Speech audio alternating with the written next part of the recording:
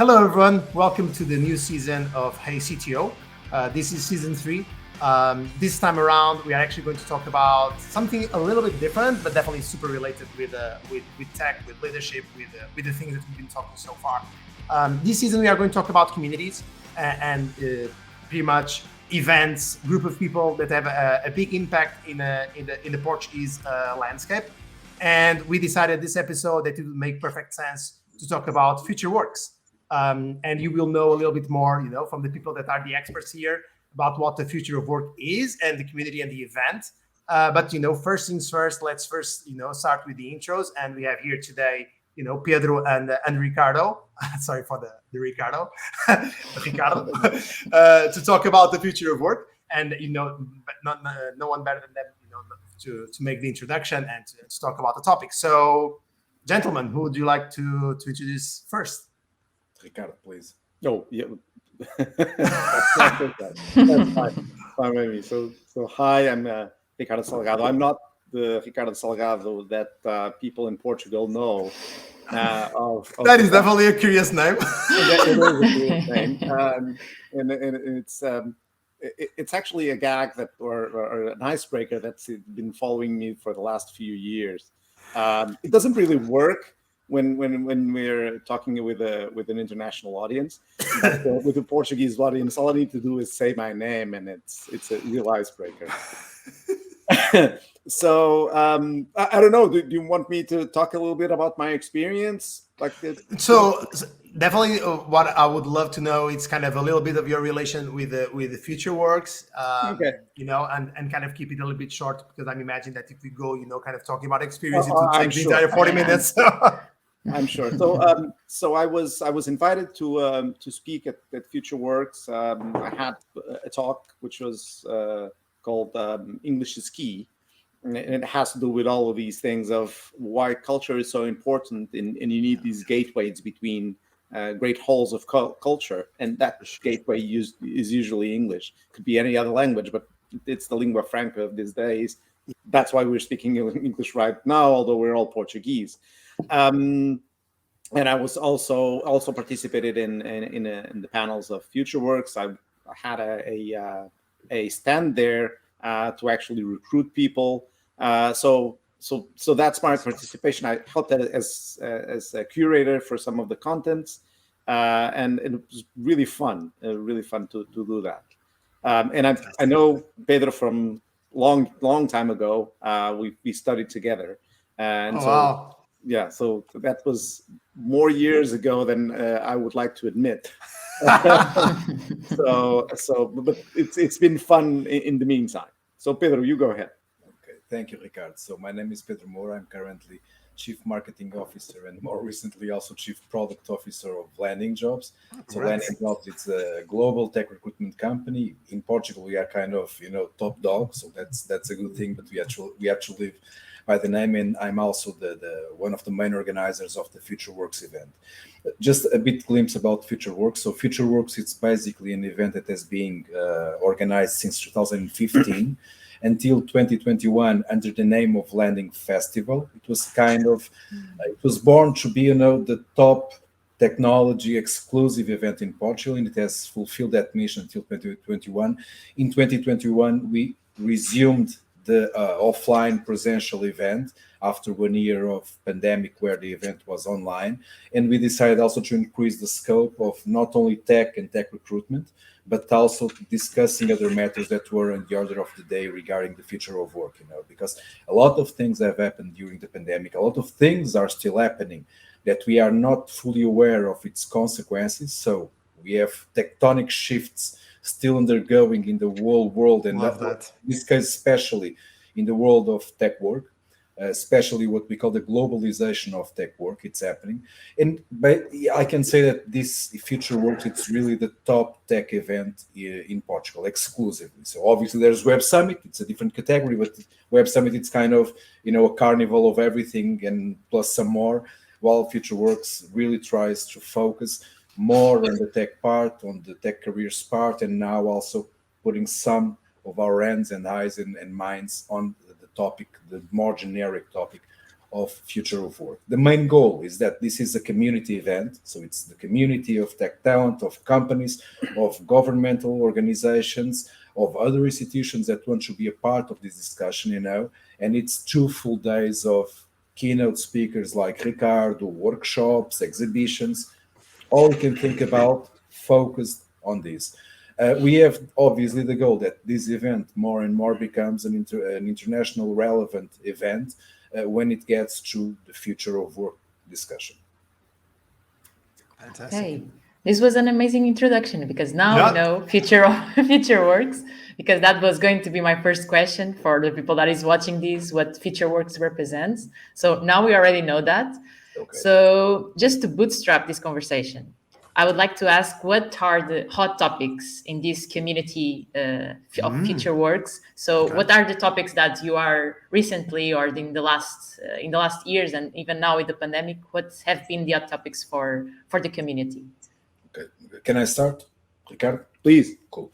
So I would separate in 2 main topics. One regards more the specific tech community, and especially taking into account that this event is being held in Portugal as of now.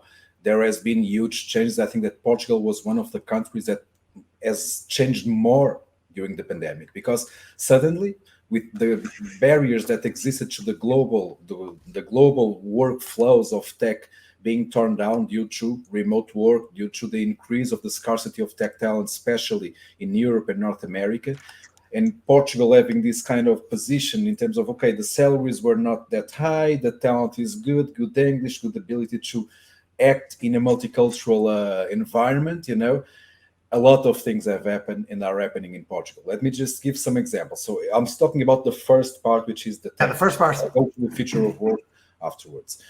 Right now, there has been a huge increase in the number or the percentage of people in Portugal, tech professionals, that are working remotely across borders. So it's almost 20. It was almost in the beginning of 2022, according to a study that we do every year.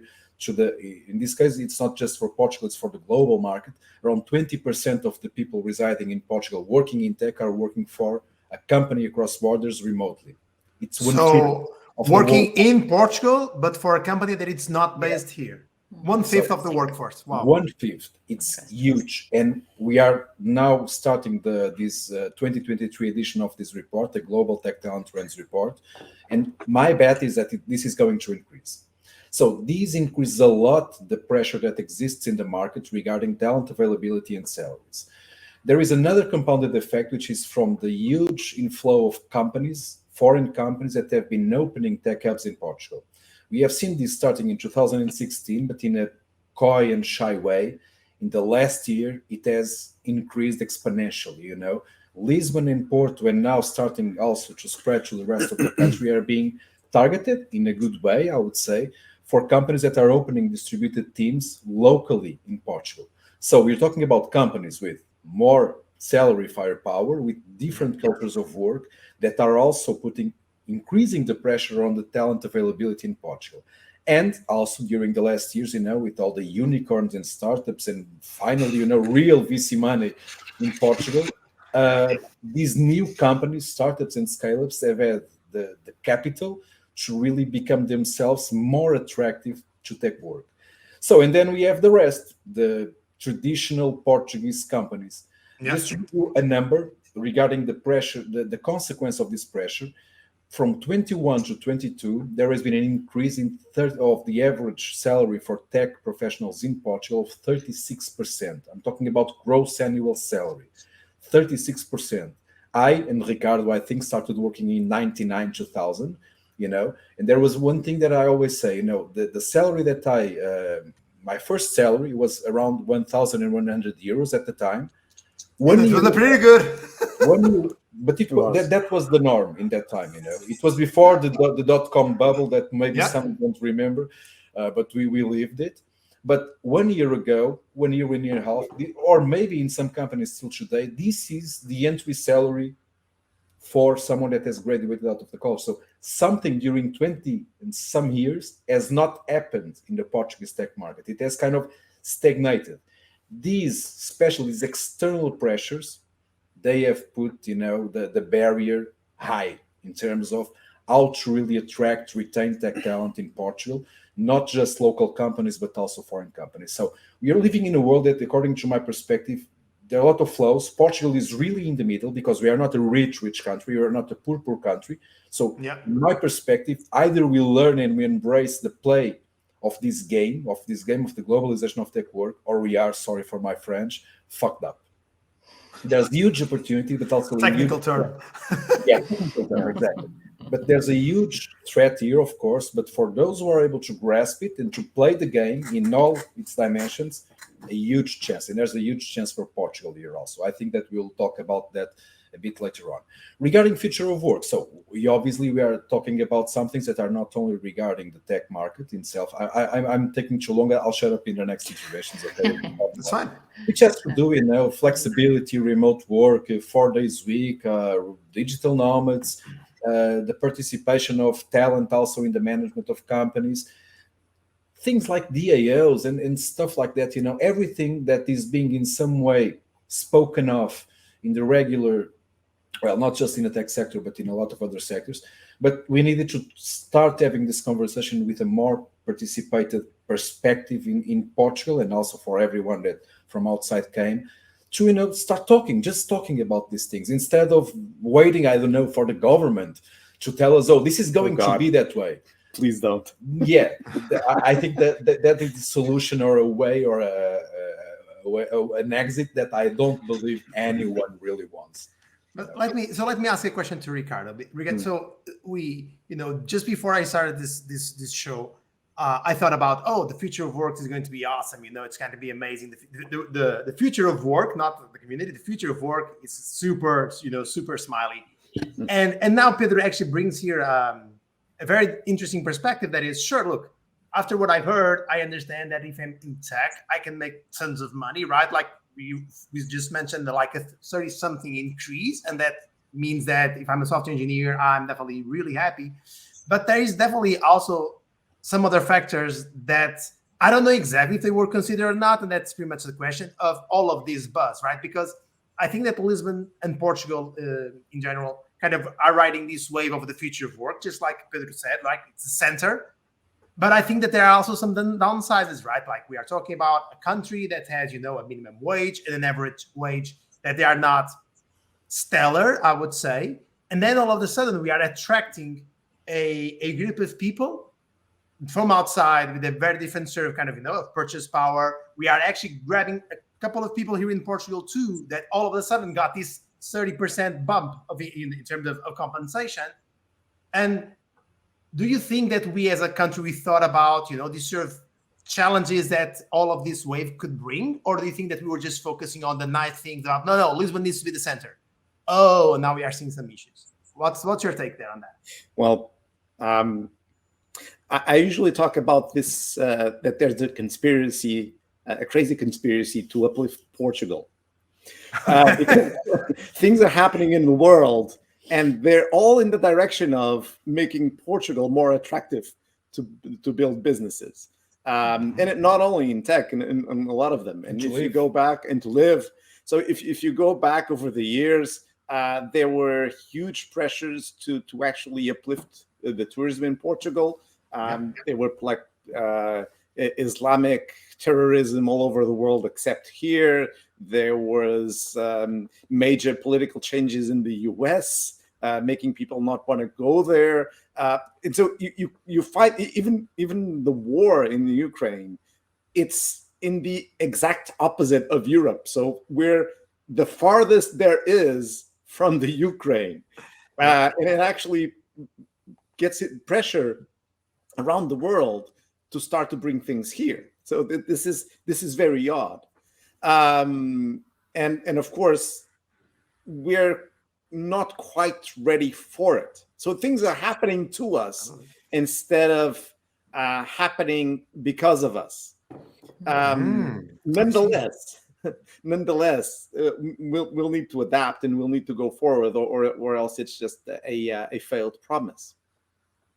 So going back to some of what Pedro mentioned, there's two components here. There's one component of the future of work that is generic. So it's generic all over the world. Is it more remote? Is it less remote? Is it fewer days?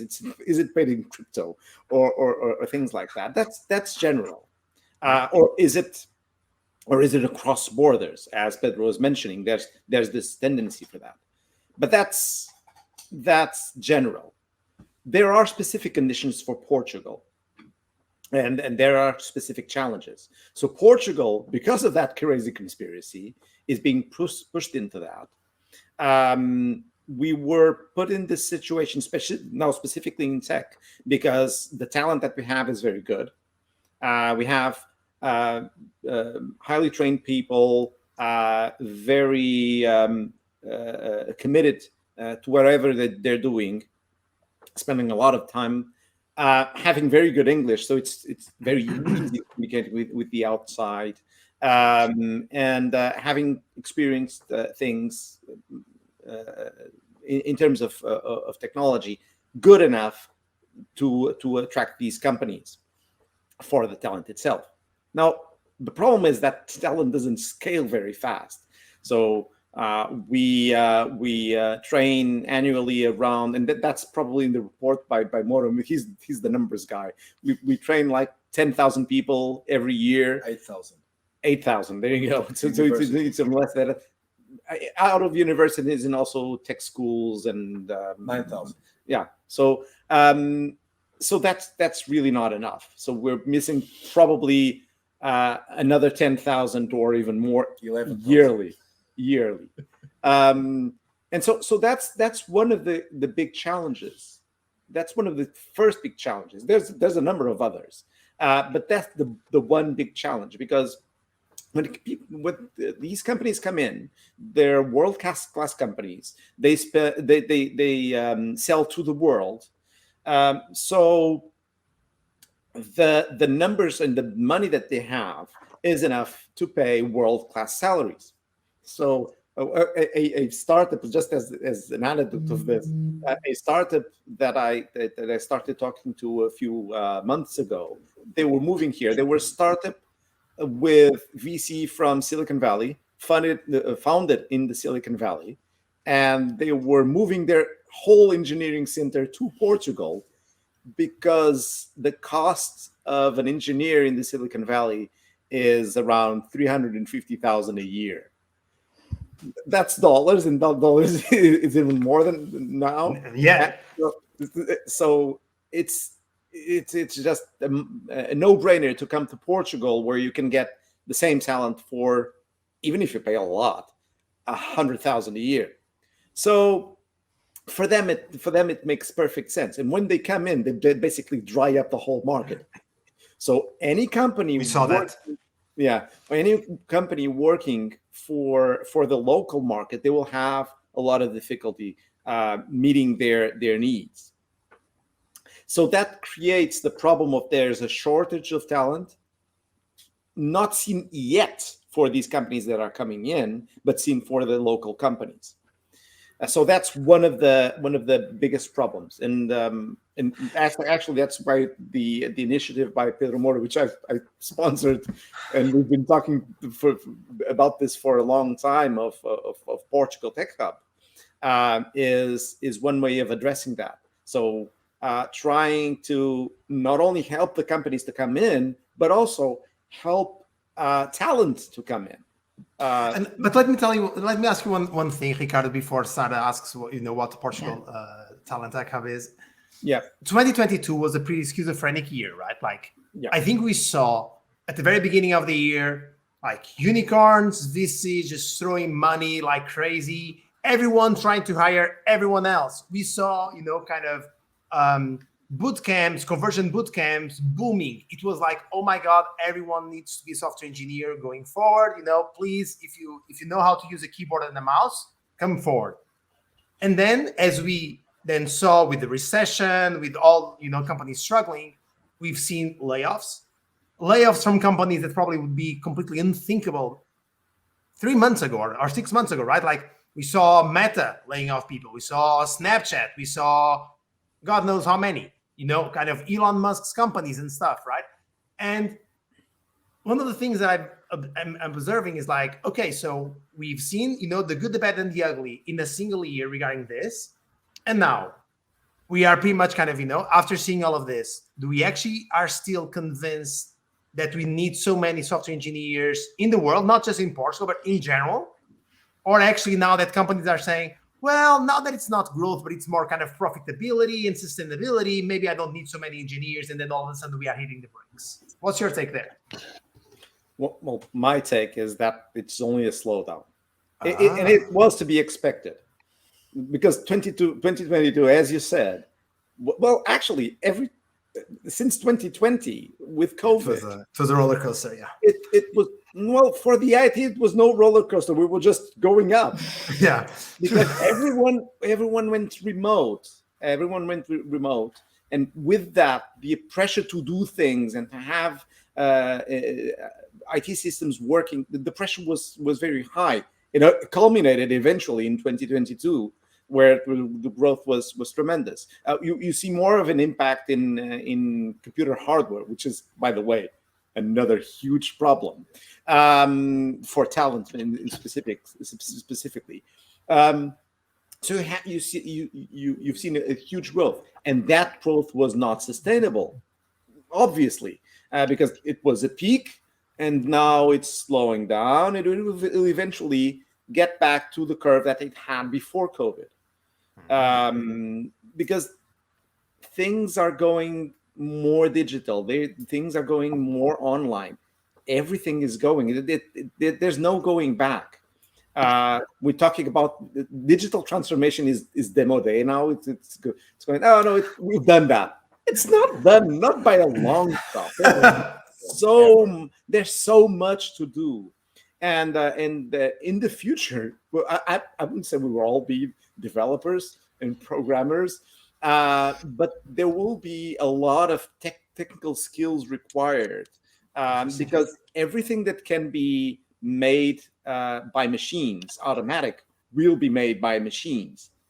It's where the creativity of doing new things, of finding new things and directing those machines, that's where you'll find the jobs. So this is just a slowdown. We'll get back to it. Now, this is actually a good thing from my perspective, because, and this is where I wanted to close my thought just in the previous question, which is, if we don't fulfill that promise of Portugal being the place to be because there's a lot of talent there, we'll just jump off the cliff, because at some time people will start saying it's done.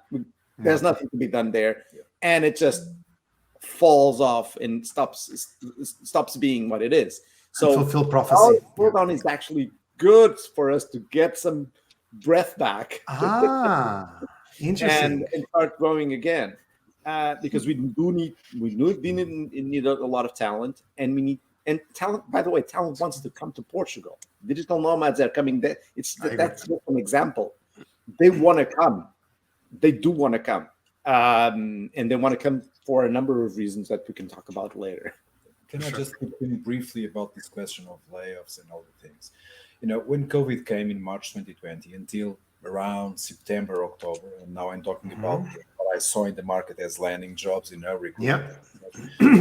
Obviously an hiring freeze and also some layoffs at that time. But the question is, at that time, the media was much more occupied with other things. They had other things to put on the headlines. And one thing that we need to be aware also is that we live in a world which is hyperbolized of everything. So if Meta or Twitter or whatever lays off a bunch of people, the tech market is fucking in an apocalyptic stage.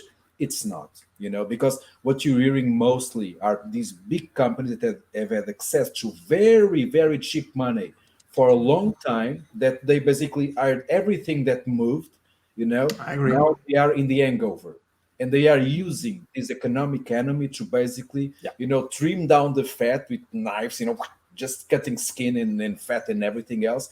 But if you look at the numbers that are, if you collect all the numbers of the companies that have announced layoffs and you put it against the total number of people that are in the market, it's a drop. But the question is, the newspaper, the media outlets, everyone that makes a life out of selling things and getting clicks for their news. I see. They need something to feed the machine, of course. Of course. So there will be a lot of hysteria, but these will be forgotten soon enough. And even though, for example, even in landing jobs right now, we have witnessed some slowing down on the hiring, I completely agree with Ricardo. Not one person that is being laid off, if it has a minimum quality, will be unemployed for more than 1 week, and the hiring will resume soon enough, and then you'll reach new peaks of talent scarcity to meet the demands of IT from the part of the companies. Powerful. I need to ask something, because one number stuck to my mind. Those 20% that you told, Pedro, of our workforce that work across borders. But then you also mentioned that these tech companies are also building some hubs here in Portugal. Now I'm curious if people want to work remote or if they want to work in the office, and that's the reason why they want to bring these hubs to Portugal. And then we also have people that want to come to Portugal again. And so now I'm confused. What do actually people want? Do they want to work remote? Do they want to work in an office? What are we seeing? First off, and I'll try to go by the hard data and be as brief as possible to make account for my previous intervention. So Portuguese people are the people in Europe, in terms of countries, that are least willing to relocate. So it feels that people that reside in Portugal, they really like residing in Portugal. So when you say relocate outside the country, right? Yes, exactly. Mm-hmm. So in the whole Europe, from this data from the GTTT, the Global Tech Talent Trends report, we are the people that are less keen to really move from our country. But we are in line into the willingness to work remotely across borders, and it's hard to see. Even in the report, what we were able to witness is that the average salary of a person working remotely across borders from Portugal, compared to the people that work for companies in Portugal, is around 40-50% more. The deal is simple. Then there is another thing. No one is really willing nowadays to work in a fully office setup. I mean, 5% consider it, but 95% either full remote or hybrid, kind of split 50-50 between them both. So the key word right now is remote work, or the flexibility that it brought, and it's just not just the remote part, it's also schedules and the way of organizing work and etc. They are here to stay, and in a market that basically has a lot more demand for people than the people available, the power is in the people. This is easy to see. What we also know is that a lot of people don't like to work in a full remote setup across borders, because there are people that are, cavemans or cavewomans, but there are some that still like, to have a drink with people. That's okay. There's no one size fits all. The good thing is that now there's a lot more options really available, for and they are beginning to understand that they can exercise those options, and still have a career and make a living. Because this is old science, it gets to a point where the money will not bring more happiness. Yep. We are in the sector, obviously, we are privileged people like Pedro, you were saying before this conversation, that we are really, kind of privileged nowadays in terms of industry. And Pedro, and it's interesting as well that I think that professionals also have some sort of life cycle where the appetite also changed dramatically, right? Like, I imagine myself, early 20s, I would love to live, Lisbon city center, because I'm all about, nightlife, other activities and so on. And so maybe I'm actually just living in the room, not in the apartment. And so I definitely value a lot the in-person interactions, and maybe I would love to work for a company that is completely, anti-remote and everyone is at the office. But maybe when I'm, in my 40s and I actually, I now have kids and I have 3 dogs, and I would love to move to Algarve because I love the sun, and I'm still the same person. But definitely, I think that as we go through the career, there is definitely different sort of appetites. Would you agree with that? I agree. And what we saw during the pandemic, but it has not finished, is a lot of people that have precisely in Portugal make that move. So, okay, I work, the office of my company is in Lisbon, Porto, whatever, but I'll just go, to my hometown. Mostly people that came from outside this big city. That is happening. And now we get to another point, which is what Sarah you just said. Okay, but if there's less talent and there are more companies coming here and more companies hiring also people to work remotely across borders, how do we solve the equation? And that's pretty simple, and Ricardo has already said it. It will not be enough to just count with the people that came out of colleges or boot camps. It's impossible. So one thing that Portugal, both government and companies are getting, to the realization of, is that, okay, we need either to hire people to work remotely cross borders to Portugal or relocate people to Portugal. And this is another opportunity and another problem, especially in the relocation part, because our country is not prepared, even though it has the full potential, as we see in some examples, like, for example, what has happened in Fundão, to really use, this hype of Portugal as a tech destination, as a tech hub, to really revitalize not only the economy, but even the demography. Fundão, the demography is positive right now in terms of trend. This is unaccounted for in the interior of Portugal in most places, So there's a huge opportunity that we can grab if we are able to do it, and to do it, we need to do it together.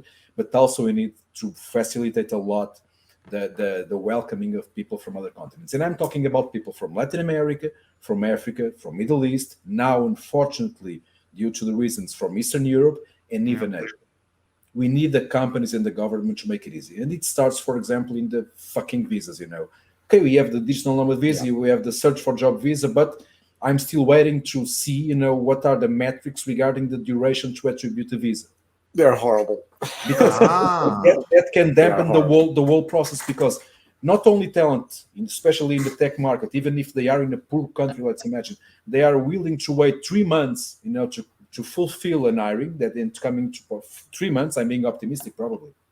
I would say so. And the companies are not willing to wait that time also. So, of course. Because things are happening fast. So either we really, as a country, are able to tackle this challenge and seize the opportunity, or the opportunity window will not last forever.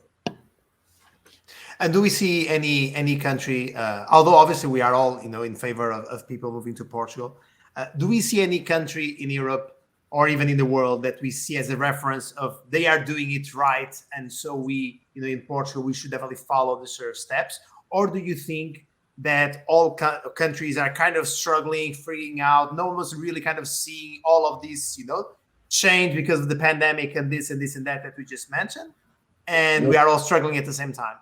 What I see, and please, Ricardo, complement this also, because I know that a lot of countries, for example, have adopted national strategies to attract tech talent, combining the whole flow of attractiveness, promotion, visa, relocation, in conjunction with the companies. Let's, for example, look at the UK. They are so fucked up after Brexit that they are desperate to bring qualified tech professionals there. And they are trying to do, of course. Then you have the bureaucratic machines that have a life of its own sometimes. In Portugal, they have a lot of a life of its own. But there are countries, the Nordics, for example, they have lived up to the promise. But the question is, the Nordics, even though they are rich societies, and secure, but I would say that right now Portugal is more attractive to people coming from, for example, the Southern Hemisphere than the Nordics. So this is a game, and the thing is, we can look at other countries as examples, but in my perspective, we need to first look at ourselves, clearly, and not putting, okay, that country is good, let's follow up on its steps. Maybe the way that they do the things are not adequate to us. We need to find our own path, to try it out, to make errors, but at least to try, That's the thing. Yeah, we should look at other countries for inspiration at most. Because none of them, we should ask ourselves, why is this happening to Portugal? Okay. Crazy conspiracy. Why is this happening to Portugal? The crazy conspiracy. The reason why it's happening to Portugal is because we have it all. So Thailand, for example, is trying to make the case for digital nomads, come and work here because it's a great place. We have all the beaches, it's beautiful, etc., etc. I would make the case that Thailand is probably more of such a destination in Portugal, but Portugal is not bad there. We have a winter that is slightly chilly. It's not cold. We don't know what cold is.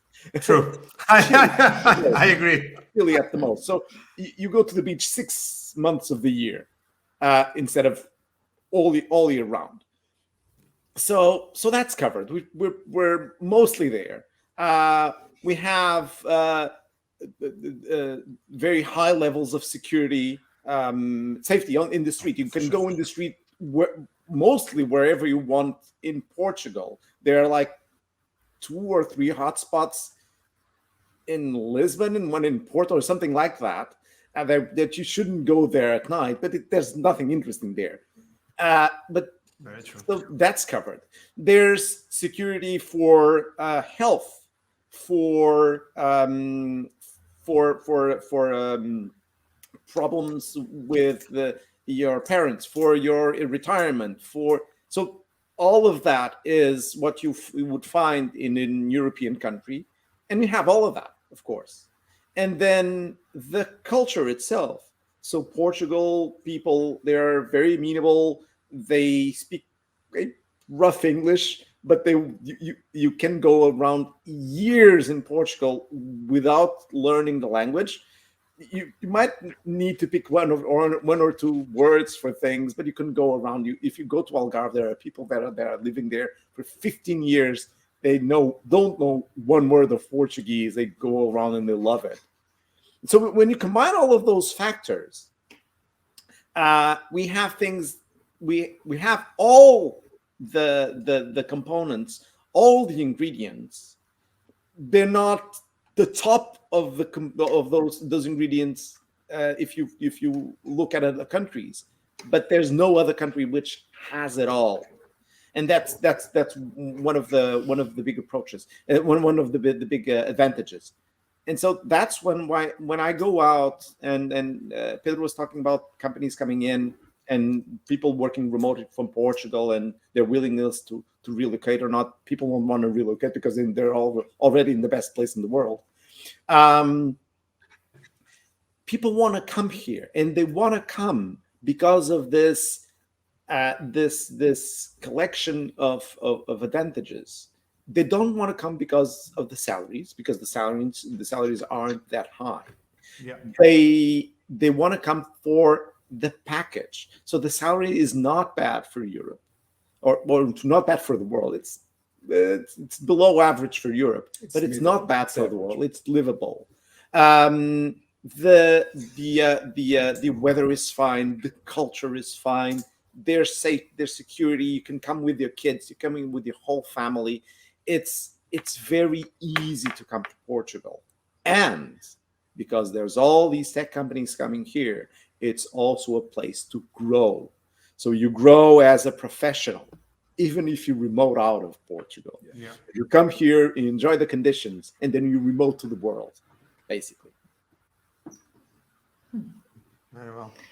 You mentioned there in the middle of the digital nomads, but now with this conversation, it seems that we don't have that as much as digital nomads as maybe we talked a few years ago. I don't know, but do you believe this is still a thing of digital nomads? Because one thing that I never understood very well is how companies can provide this perk of being a digital nomad. So is this something that suits every company? So to provide the chance for people to work anywhere that they want, is this still a thing? Is this going to be the future? So, well, I see that time is running. Let's try to be more brief here to cover more ground. My personal opinion is that digital nomad is I think it's a conquest, in terms of freedom and liberty. It's not for everyone. Not everyone wants it. I think a lot of people want to try it out for some time. It's kind of like, Interrail for Europeans. Oh, let's go 1 month, and for professionals. Interrail for professionals. There are some people that will be on that forever. There are some people that will live 1 month, 2 months, 6 months out of it. Cool by that. I think that the companies that are more willing to allow that are companies that are remote only by nature. Okay. Because companies that work really in a synchronous mode, companies that don't rely on synchronous communication, that have the processes and all the metrics, so that the machine, a very low and horizontal hierarchy, that are able to provide that. Not all the companies. A lot of digital nomads are freelancers, pure freelancers, and that they can do from wherever they want. What I think is that, for example, to me, it's the digital nomad part. It's very interesting especially in cross-pollination, bringing people here, getting people to know Portugal, etc. But I think that the more sustainable basis that we're talking about here, turning Portugal into a top international tech hub, we'll have to have digital nomads, but those will be kind of the foam of the tides. I agree. I really agree. That's needed, but it should not take precedence over really having policies and behaviors that will promote really growing the basis in a more sustainable way, because the better we build this basis, the better the country also will be for digital nomads. And to be fair, a nomad is a nomad, right? So regardless of being digital or not, it's not supposed for the person to stay here for 10 years, right? So we understand that one of the attractiveness of being a digital nomad is that I can spend 3 months in Madeira, I can spend 3 months in Algarve, but then probably I will go to Barcelona, and after that I will probably visit Istanbul, and I will try it out. And I think that's what you're saying right now, Pedro, and even Ricardo also hinted in a couple of the things that we already mentioned, is that we really want to create a base where people actually plan to work here, retire here, and pretty much live like if they've always been born here, right? Which is a little bit different from digital nomadism. That I think it's a kind of a shorter of a stint than this kind of saying, no, we really want for people to stay here for a very long time, because of everything, it's the compensation, it's the food, it's the weather, how welcoming we are, and so on and so forth. I think that we need to be a country that's open for all of that, but most of all, that provides options. And now we're talking about flexibility, which I think it's really the Rosetta Stone of everything that is happening. Everything can be basically tracked down to flexibility in one way or another. Yeah, I agree. Yes. Sarah, should we land? This could go for hours. This is a big topic. But let's go land the plane. And we have two questions, special questions. But the first one, this is going to be interesting for sure, because it has been me and Pedro just asking questions for you both, Pedro and Ricardo. And now it's time for you to pick a question to make to each other. I know who wants to go first. That's an easy one. I really look at one thing that has always troubled me is, which day were you born, really? Well, I believe that was a couple of hours before or after you were born. Really? You're kidding. Yeah. You were born on the same day. You were born on the same day. Long time ago. More than I would like to admit. And once more. It was not in the same place. Oh, wow. It was not in the same place. So there's no way you're twin brothers. Okay, got it. No. So we're twins of different mothers. You already know probably everything about each other. That's so odd. 18 years later, we ended up on the same course, sitting side by side on the on Institute Superior Técnico. Yeah. And you were both born in Lisbon, but just in different locations? Well, yeah. Jesus. Yes. Do you have anything, Ricardo, that you don't know about Pedro? I hope a lot. Fuck. There's a lot of things I don't know about Pedro, but there's one question that I'd like to ask Pedro. Pedro, would you like to be punched in the face? Not really interested.